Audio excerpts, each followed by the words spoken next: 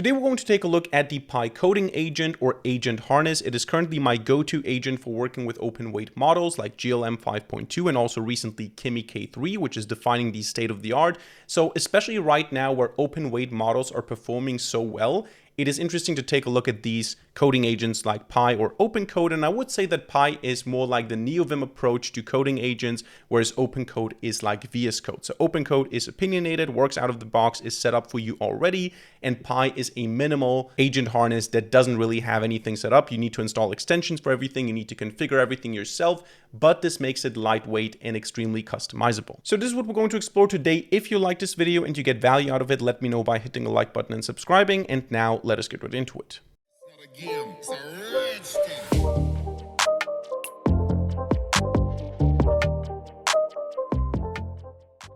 Alright, so we're going to talk about the Pi coding agent or agent harness, and my goal with this video today primarily is to just introduce you to Pi, to show you that it exists, to explain the difference in design philosophy for Pi and OpenCode. So what's the difference here, which one is right for you, and I want to show you how to set it up in a basic way so you can use it with at least a couple of extensions that are very useful.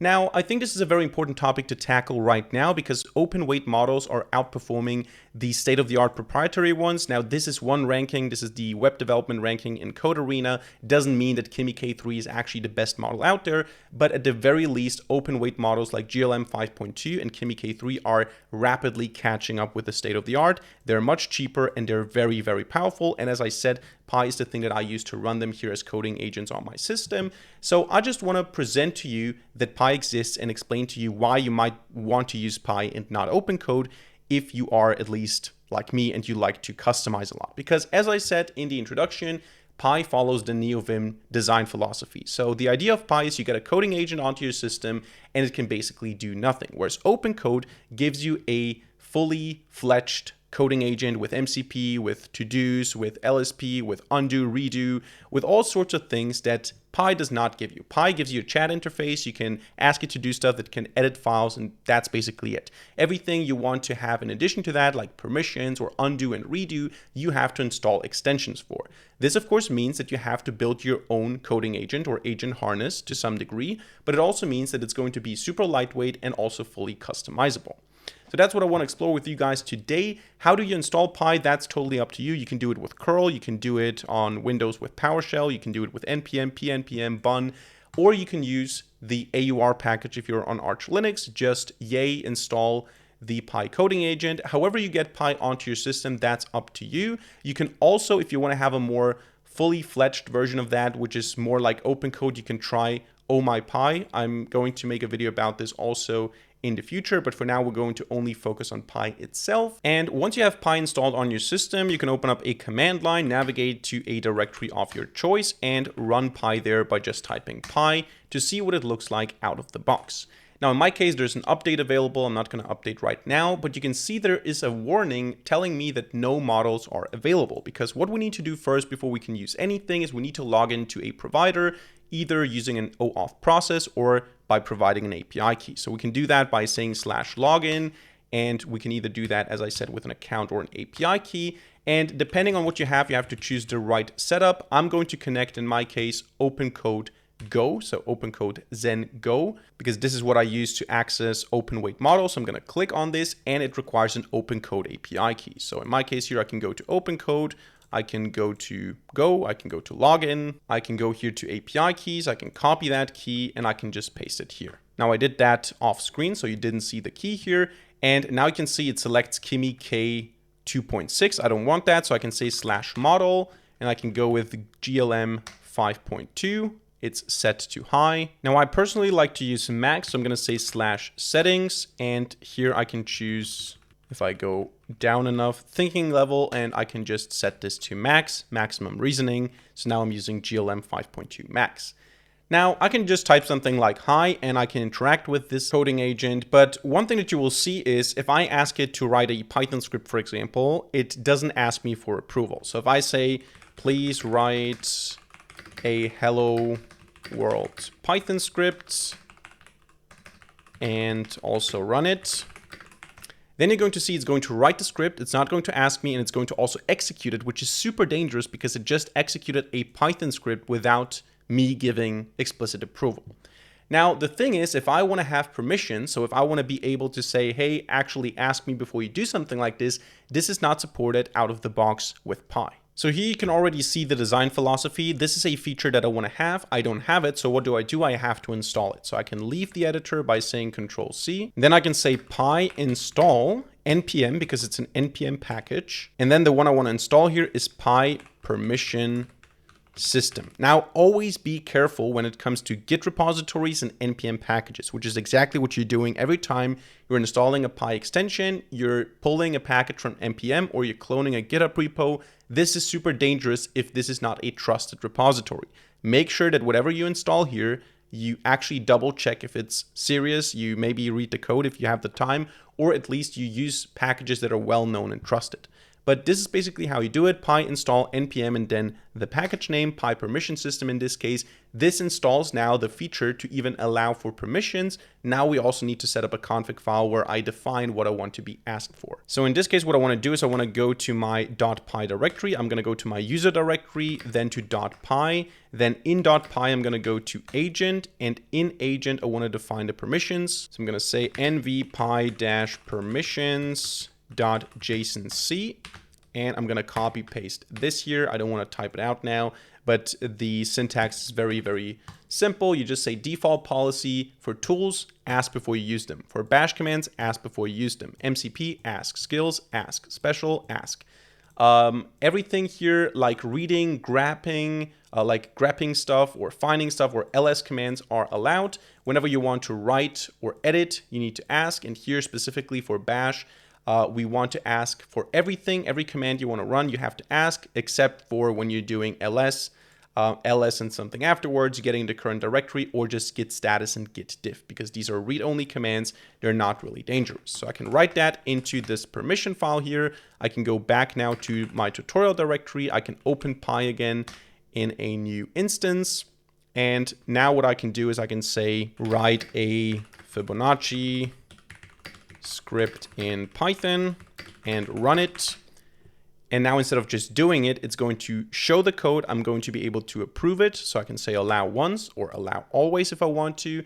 And it also asks me to run the command. I have to approve the Python command. And there you go. So that is already an extension that we installed. And this is how you can do something basic like this. Another feature that I like to do is I like to be able to undo and redo stuff. So let's say you change something, I want to go back, I want to actually go back to the previous version before I asked you to do something, go back to the previous version of the conversation and also of the code base. And we can do that with another plugin or with another extension. I can just go and say pi install npm, and this one is called pi-undo-redo. By the way, oftentimes you can just find these packages by typing something like pi undo redo, and then you can find here the GitHub repository, or also on Pi Coding Agent, the package itself is going to be listed here as well, pi undo redo. You can also see here the command pi install npm pi undo redo, which is exactly what we did.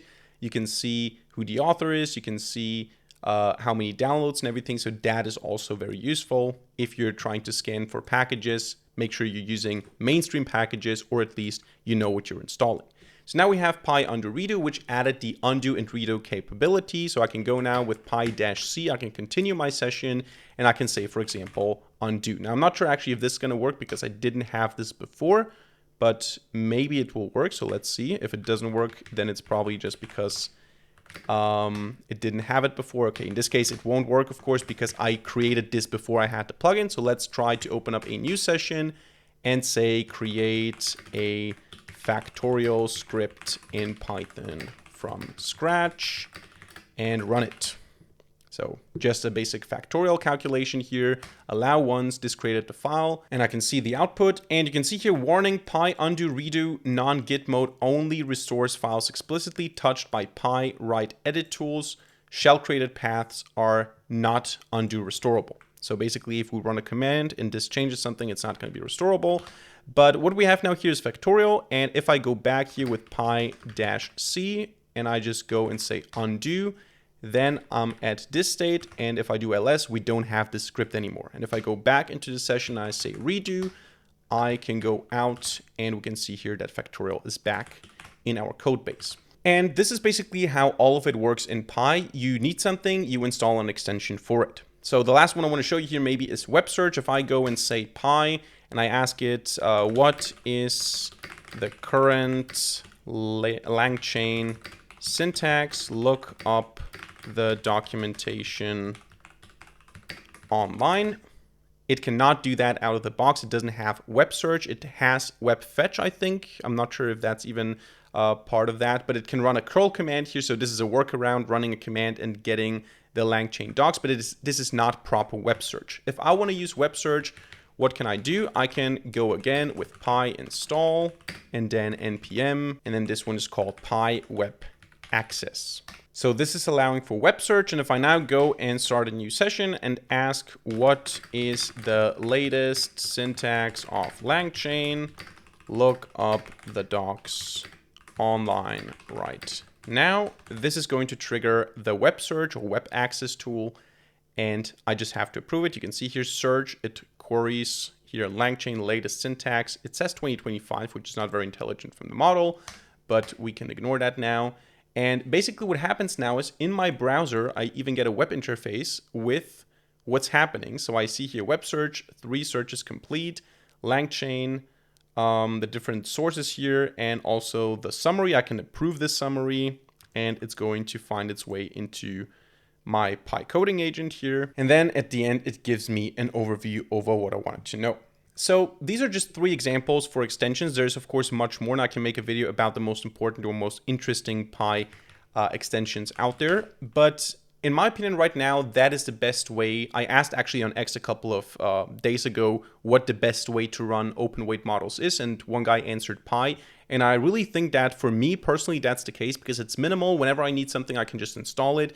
Besides that, I can just build my agent from the grounds up. It's lightweight, it's minimal, it doesn't have all the bloated features or anything. I can just use my open weight models, GLM 5.2 and Kimi K3 super quickly. It's super nice, and it follows this do-it-yourself approach. So the conclusion, in my opinion, is if you like to tinker around, if you like to build your own stuff fully customizable from scratch, go with Pi. If you like a ready-to-go solution, open code, or maybe you want to take a look into Oh My Pi, which I'm going to make a video about soon as well. And maybe a last fun fact, OpenClaw is also built on Pi. So OpenClaw runs using the Pi harness. Just a nice fun fact if you are interested in that. So that's it for this video today. I hope you enjoyed it and hope you learned something. If so, let me know by hitting a like button and leaving a comment in the comment section down below. Also, in case you're interested, on my website, you will find a services tab and a tutoring tab. There you can contact me if you need help with a project, if you need a freelancer, consultant. You can contact me at the bottom of both pages using LinkedIn or email.